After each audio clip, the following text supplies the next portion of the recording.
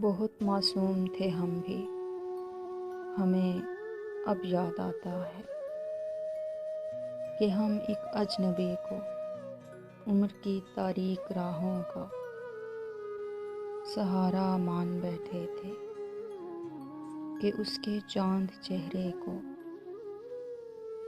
ہم اپنے بخت کا روشن ستارہ مان بیٹھے تھے۔ ہمیں معلوم ہی کب تھا کہ دشت زندگی میں سہارے چھوٹ جاتے ہیں، کبھی ایسا بھی ہوتا ہے نظر جن پر ٹھہرتی ہے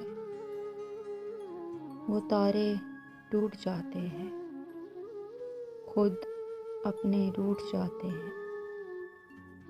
بہت معصوم تھے ہم بھی، ہمیں معلوم ہی کب تھا۔